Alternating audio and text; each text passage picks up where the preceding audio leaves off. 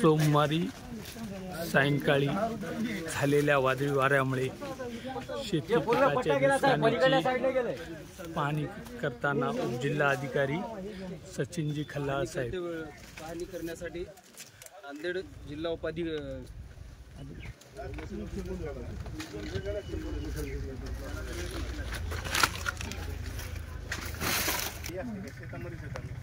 उपजिल्हाधिकारी सचिनजी खल्लाळ झालेल्या शेतकऱ्याची नुकसानीची पाहणी करण्यासाठी थेट बांधावर पोहोचले असून आपण या ठिकाणी बघू शकता की शेतकरी नुकसानीची माहिती देत आहे। या ठिकाणी नगराध्यक्ष प्रतिनिधी प्रवीणजी देशमुख, भाजप गट नेते बाबुराव लंगडे यांच्यासह शेतकरी दिसत आहेत। आता तोंडाशी आलेले पीक पूर्ण ते वादळी वाऱ्यामुळे आडवे पडून शेतकऱ्याचे मोठ्या प्रमाणात नुकसान झाले आहे। आपण या ठिकाणी बघू शकता की कशा प्रकारे नुकसान झाले। केळीचे 100% नुकसान झाल्याची प्रत्यक्ष पाहणी दिसते। नाही ना कॅमेरा येते तिथपर्यंत टेन्शन नका घेऊ। एका झाडाला 22 रुपये लावण्यासाठी 4-5 रुपये खर्च प्लस त्याला आता खत आणि बाकी व्यवस्थापन किंमत वेगळी। आता ही जवळपास 70 रुपये प्रत्येक एका प्लॅनचा समजा या हिशोबाने आता बघा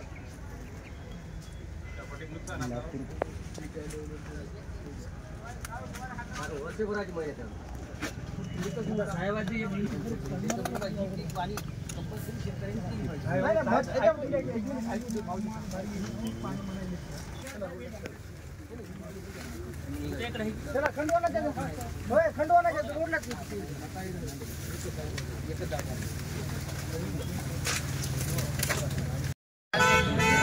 सर नुकसानग्रस्तासाठी आपण काय अधिकची माहिती देत आहे?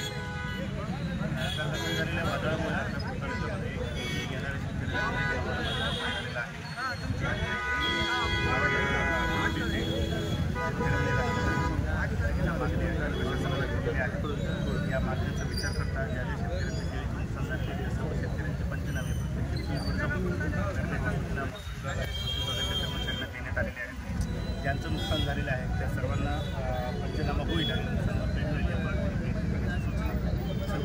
दिलेले आहे। पंचनामे कशा पद्धतीनं करणार? प्रत्यक्ष तलाठी, कृषी अधिकारी फील्डवर जातील त्या नुकसानीचा ज्या ठिकाणी जाता येत नाही अशा ठिकाणी काय पर्याय व्यवस्था करण्यात आलेली आहे? ड्रोनची सुद्धा व्यवस्था आहे। प्रशासनाने ड्रोन आपण पुरवलेले आहेत। येताना ड्रोन घेऊन आले जिथे आवश्यक आहे तिथे ते ड्रोन आता आम्ही तहसीलदारांच्या हवाली करतो आणि जिथे आवश्यक आहे तिथे ड्रोनने सर्वे केले। जिथपर्यंत पोहोचता येतं तिथपर्यंत आपण महसूलचे कर्मचारी आणि कृषी विभागाच्या कर्मचाऱ्यांना शेतकऱ्याची मागणी आहे की आम्ही ही पीक पाहणी केली नाही त्यामुळे आमचे पंचनामे प्रशासन करणार नाही। त्यासाठी आपण शेतकऱ्यांना काय आवाहन करणार? त्या बाबतीत आम्ही वरिष्ठांशी सुद्धा बोलू। फक्त ज्यांचं नुकसान झालेलं त्यांना कुठल्याही प्रकारे अडचण येणार नाही या पद्धतीने काय काय प्रयत्न करता येतील ते सगळे आम्ही प्रशासकीय पातळीवर करू। सर सगळ्यात नुकसान भरपाईची मागणी आहे याबाबतीत काय सांगणार? पंचनामे आपण इंडिव्हिज्युअली करतो। याचा जो अहवाल आहे तो आम्ही शासनाला देतो, वरिष्ठांचे जे काही आदेश देतो। सर NDRFच्या धर्तीवर मदत पाहिजे शेतकऱ्यांना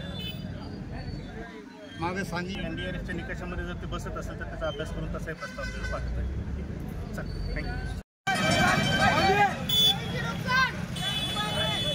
अर्धापूर तालुक्यात सोमवारी झालेल्या वादळी वारे पावसामुळे झालेल्या नुकसानीचे पंचनामे करून शेतकऱ्याला आर्थिक मदत करा या मागणीसाठी अर्धापूर तलेल नांदेड नागपूर राष्ट्रीय महामार्गावर शेतकरी रस्ता रोको करत आहेत। आपण या ठिकाणी बघू शकता की सर्व शेतकरी एकजुटीने झालेल्या नुकसानीचे पंचनामे करून सरसकट मदत मिळावी या मागणीसाठी रास्ता रोको करत आहे।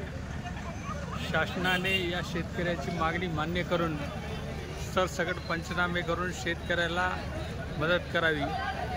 अर्धापूर तालुक्यात केळीचे 90% नुकसान झाले असून या वादळी वाऱ्यात केळी पूर्णतः आडवी पडली आहे, त्यामुळे शेतकरी रस्त्यावर उतरून न्याय मागणीसाठी रास्ता रोको करत आहेत. प्रशासन व सरकार काय भूमिका घेते याकडे शेतकऱ्याचे लक्ष लागले आहे. अर्धापूर तालुक्यात राष्ट्रीय महामार्गावर रस्ता रोको सुरू आहे. सोमवारी सायंकाळी 5 वाजता वादळी वारे पावसामुळे शेतकरी आधीच आर्थिक संकटात सापडले आहे, पण वादळी वाऱ्यामुळे पूर्णतः केळी आळवी पडून तालुक्यातील करोडो रुपयाचे नुकसान झाले आहे. शासन कशा प्रकारे शेतकऱ्यांना मदत करेल?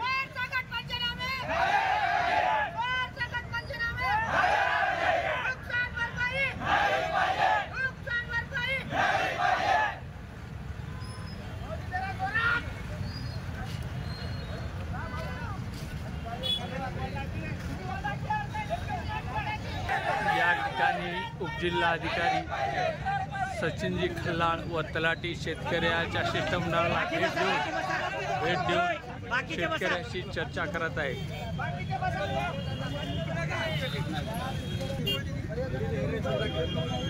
आणि अशा शासनाचे समजा ही पीक पाणी नाही केली तर त्याला शासनाचे नैसर्गिक आपत्तीचे लाभ मिळणार नाही. त्याच्यामध्ये आम्ही शेतकरी पुण्यात बसणार नाही. पंचनामे हे व्हावी अशी आमची अपेक्षा आहे. आणि ड्रोन न करा कशा जाता येत नसेल म्हणून असे काही कारण आले जाता येत नाही किंवा तलाठी भेटत नाही, कोण उचलत नाही. हे पंचनामे व्यवस्थित करण्यात यावे आमचं असं साहेब आतापर्यंत साहेब नुकसान कधी झाली नव्हती. अर्धापूर तालुका जवळपास संपला, पूर्ण केळीचं खूप तसा सगळं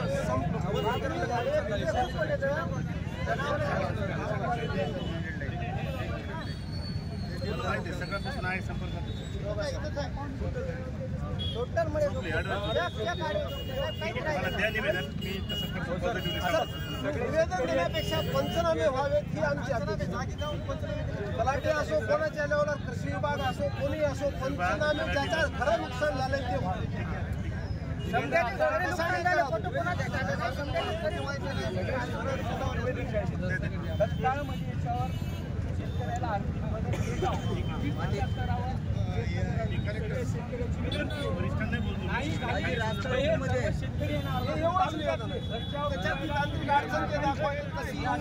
किंवा कोणी शेतकऱ्यांनी ही पीक पाहणी केलं नाही तर त्या शेतकऱ्याचा पंचनामा राहू नये.